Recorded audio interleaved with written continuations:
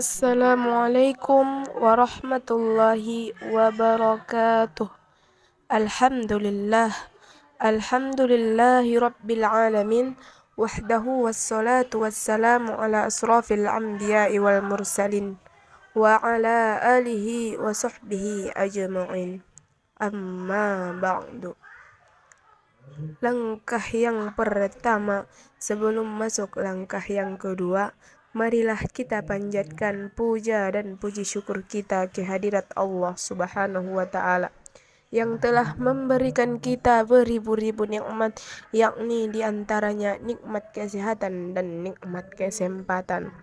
Langkah yang kedua, solawat beriringkan salam ke ruh junjungan alam, kekasih Abdullah, buah hati Aminah, Nabiyina wa Habibina wa Syafi'ina wa Zuhrina wa Maulana Muhammad sallallahu alaihi wasallam, yang sama-sama kita harapkan syafaatnya di yaumil mahsyar nanti.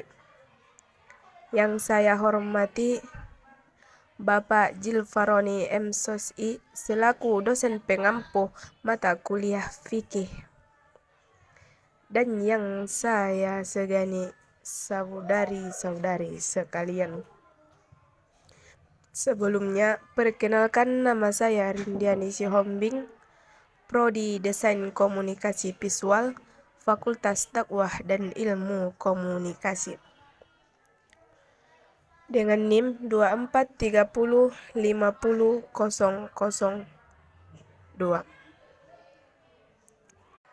Pada kesempatan kali ini saya akan membahas tentang toharoh. Toharoh menurut bahasa artinya bersih, sedang menurut syarak ialah suci dari hadas dan najis. Allah Ta'ala berfirman dalam Quran surah Al-Baqarah ayat 222 yang berbunyi, A'udzu billahi minasyaitonir rajim.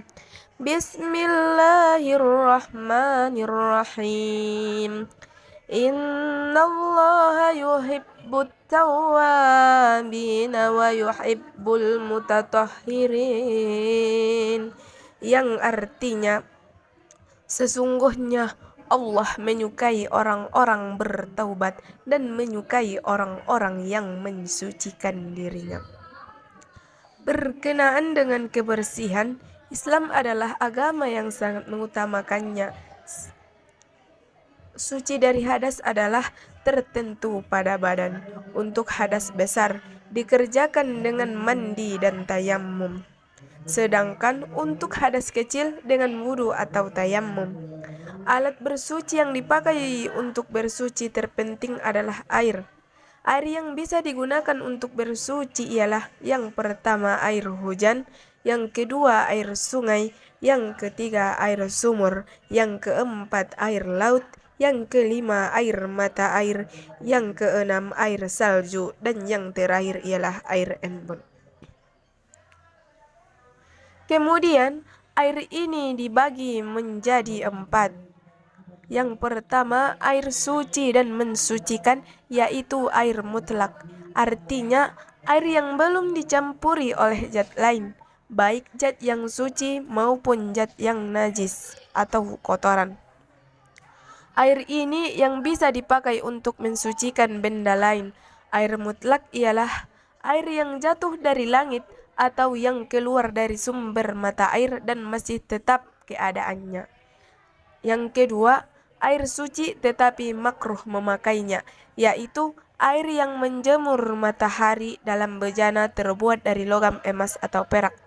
Dimakruhkan memakainya karena dikhawatir akan menimbulkan penyakit kulit bagi pemakainya. Yang ketiga, air suci tetapi tidak mensucikan, yaitu air yang zatnya tetap suci tetapi tidak sah untuk bersuci. Termasuk dalam bagian air suci tetapi tidak mensucikan adalah yaitu yang pertama air mustakmal, yaitu air sedikit atau kurang dari 2 kullah yang telah dipakai untuk bersuci menghilangkan hadas. Yang kedua yaitu air yang berubah salah satu sifatnya atau warna, rasa atau baunya. sebab bercampur dengan benda suci lainnya, misalnya air, teh, atau kopi.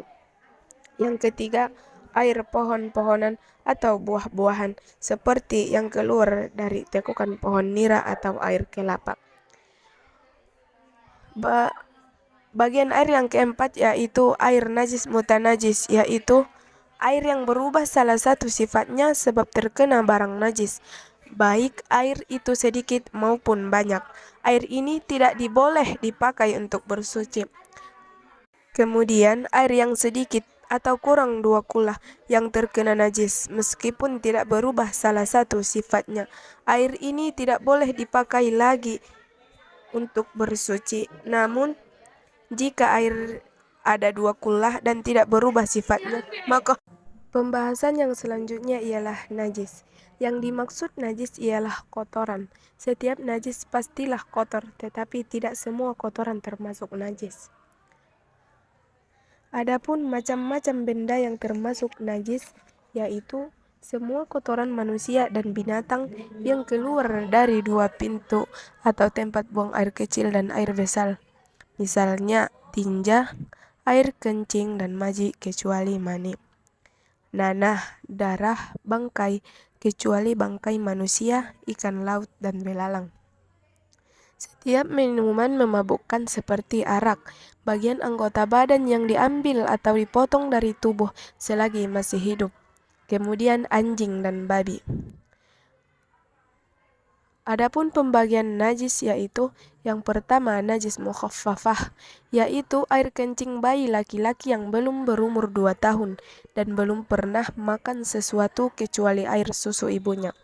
Adapun cara mencucinya cukup dengan memercikkan air di atas benda najis itu meskipun tidak sampai mengalir.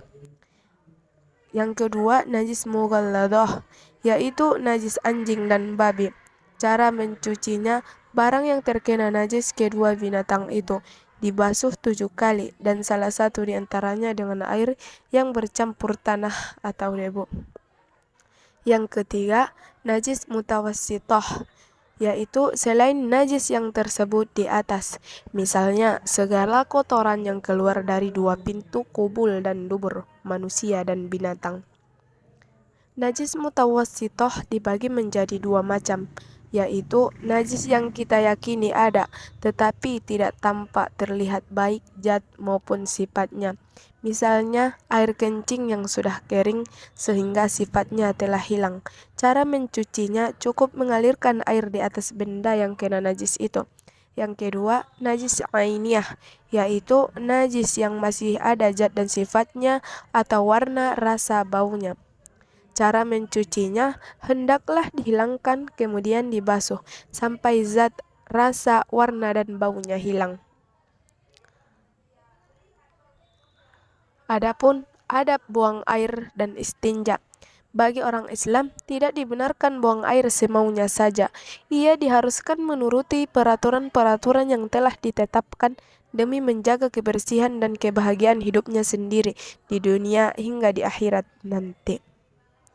Hendaklah buang air di tempat tertutup, sekurang-kurangnya tertutup setinggi orang duduk. Lebih baik jika di tempat yang sudah disediakan seperti di kakus WC. Ketika masuk kakus, disunatkan memakai alas kaki. Sebelum masuk kakus, bacalah doa. Bismillahirrahmanirrahim. Allahumma inni a'udzubika minal khubusi wal khaba'ith. Yang artinya, ya Allah, sesungguhnya aku berlindung kepada Engkau dari gangguan syaitan laki-laki dan syaitan perempuan. Jangan membawa tulisan ayat-ayat Al-Quran atau cincin yang bertuliskan Allah dan Rasulullah. Disunatkan masuk kakus dengan mendahulukan kaki kiri sewaktu buang air. Jangan membaca ayat-ayat Al-Quran, zikirullah atau hadis-hadis Rasulullah. Juga hendaknya jangan bernyanyi, bercakap-cakap, bersenda gurau dan sambil makan atau minum. Selesai buang air, hendaklah keluar dengan mendahulukan kaki kanan. Tiba di luar kakus, bacalah doa. Bismillahirrahmanirrahim. Ghufranaka alhamdulillahilladzi adhaba anni ladha wa afani. yang artinya kemampuanmu ya Tuhan. Segala puja dan puji bagi Allah yang telah menghilangkan penyakit daripadaku dan telah menyehatkanku. Kemudian, jangan buang air di sembarang tempat seperti air tergenang atau tidak mengalir di jalan atau di pinggir jalan, tempat pemberhentian, atau dekat keramaian orang. Wudhu. Saudara-saudariku yang dirahmati oleh Allah, wudhu menurut bahasa artinya bersih dan indah, sedangkan menurut syarak artinya membersihkan anggota wudhu untuk menghilangkan hadas kecil. Orang yang hendak melaksanakan sholat wajib berwudhu. Allah Subhanahu wa Ta'ala berfirman dalam Quran surah Al-Ma'idah yang berbunyi, A'udzu billahi minasyaitonir rajim. Bismillahirrahmanirrahim. Ya ayyuhalladzina amanu idza qumtum ila sholawah إذا قمتم إلى الصلوات فاغسلوا وجوهكم وأيديكم إلى المرافق وامسحوا برؤوسكم وأرجلكم إلى الكعبين, yang artinya, hai orang-orang yang beriman, apabila kamu hendak mengerjakan sholat, maka basuhlah mukamu dan tanganmu sampai dengan siku, dan sapulah kepalamu, dan basuh kakimu sampai dengan kedua mata kaki. Ayat tersebut menjelaskan bahwa kita diwajibkan untuk berwudu ketika hendak mengerjakan sholat. Saudara-saudariku yang dirahmati oleh Allah, ketahuilah bahwa wudhu mempunyai syarat-syarat, rukun-rukun, dan sunnah-sunnah. Adapun syarat-syarat dalam berwudhu yaitu Islam, berakal, tamyiz, atau mampu membedakan mana yang benar dan salah, serta niat. Hendaknya air yang digunakan adalah air yang suci lagi mensucikan, dan air yang digunakan tidaklah mubah seperti dirampas, dicuri, dan didahului dengan istinja, dan menghilangkan apa yang menghalanginya sampainya air ke kulit. Adapun rukun-rukun dalam wudu yaitu yang pertama, membasuh wajah secara sempurna. Yang kedua, membasuh kedua tangan termasuk kedua siku.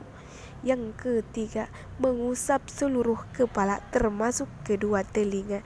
Yang keempat, membasuh kedua kaki bersama kedua mata kaki, lalu berurutan.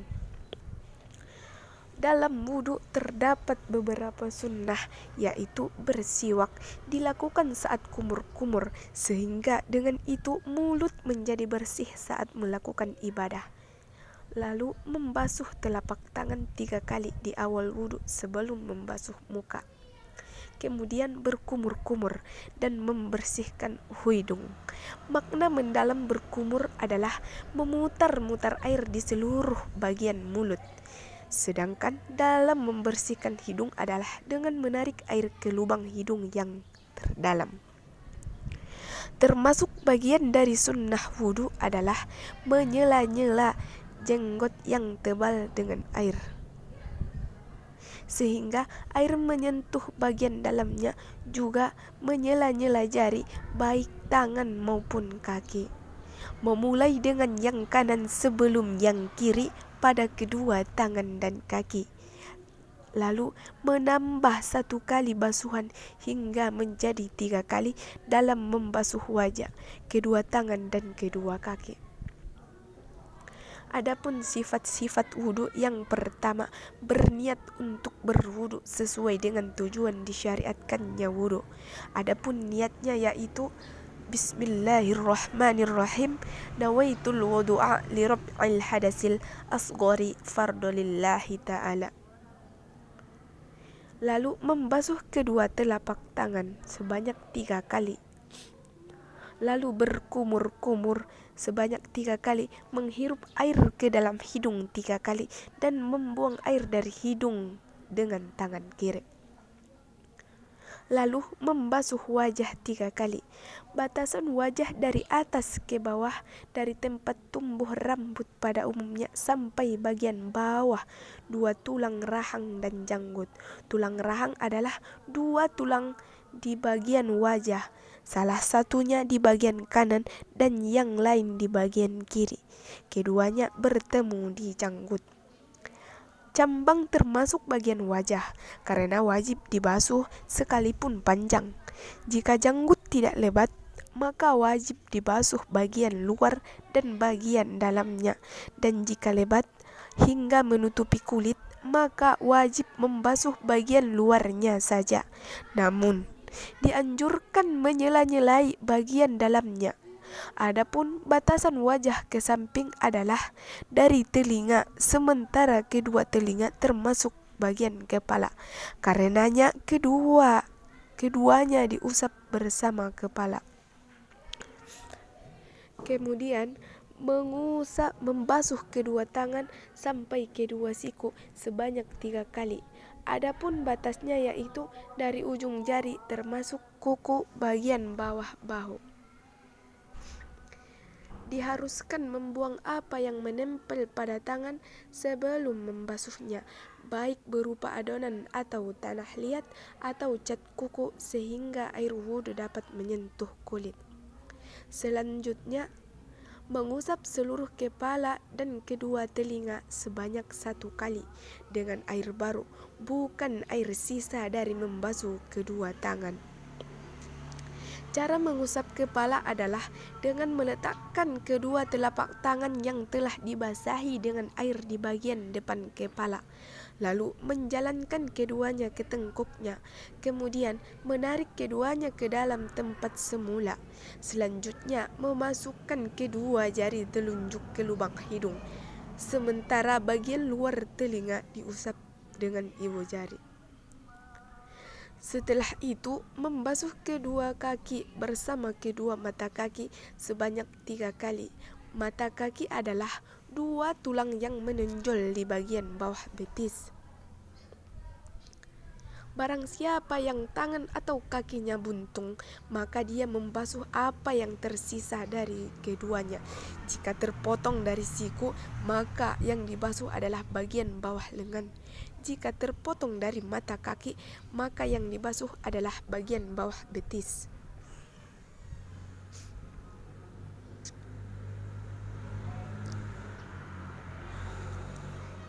Kemudian ketahuilah saudara seiman bahwasanya wajib berwudu dengan sempurna, yaitu membasuh seluruh anggota wudu dan meratakan air ke seluruh anggota wudu tanpa membiarkan sebagian darinya tidak tersentuh air. Ketahuilah wahai saudara-saudariku bahwasanya ada hal-hal yang dapat merusak wudu. Wudu menjadi tidak berarti jika salah satu darinya terjadi, sehingga wudu harus diperbarui lagi manakala yang bersangkutan hendak melakukan sebuah amal ibadah yang memerlukan wudu dalam pelaksanaannya. Berikut adalah rincian dari hal tersebut. Yang pertama, sesuatu yang keluar dari 2 jalan, yaitu jalan kencing dan kotoran. Sesuatu ini bisa berupa kencing atau mani atau maji atau darah istihadah atau kotoran atau kentut. Jika yang keluar adalah kencing atau kotoran, maka ia membatalkan wudu berdasarkan nas dan ijma'. Jika yang keluar adalah mani atau maji, maka ia membatalkan wudu berdasarkan petunjuk hadis-hadis yang sahih. Darah istihadah juga membatalkan wudu. Ia adalah darah rusak, bukan darah haid. Keluar angin juga membatalkan wudhu berdasarkan petunjuk hadis-hadis yang sahih dan ijma'. Termasuk pembatal wudhu adalah hilangnya akal atau tertutupnya akal. Hilangnya akal dapat disebabkan oleh gila atau yang semisalnya, sedangkan tertutupnya akal bisa karena tidur atau pingsan atau yang semisal dengannya. Di antara pembatal wudhu adalah makan daging unta, baik sedikit maupun banyak. Berdasarkan hadis yang sahih lagi jelas dari Rasulullah Sallallahu Alaihi Wasallam, Imam Ahmad rahimahumullah berkata, dalam masalah batalnya wudhu karena makan daging unta, terdapat dua hadis yang sahih dari Rasulullah Sallallahu Alaihi Wasallam. Adapun makan daging selain daging unta, maka ia tidak membatalkan. Ada beberapa hal yang diperselisihkan oleh para ulama, apakah ia membatalkan wudhu atau tidak, yaitu menyentuh kelamin, menyentuh wanita dengan syahwat, memandikan mayat, dan murtad dari Islam. Tersisa satu masalah penting terkait dengan tema ini, yaitu barang siapa yang yakin dalam keadaan suci, kemudian ragu apakah terjadi sesuatu yang membatalkannya atau tidak, apa yang dia lakukan. Mungkin cukup sekian yang dapat saya sampaikan. Kurang dan janggalnya saya minta maaf. Kepada Allah saya minta ampun. Assalamualaikum warahmatullahi wabarakatuh.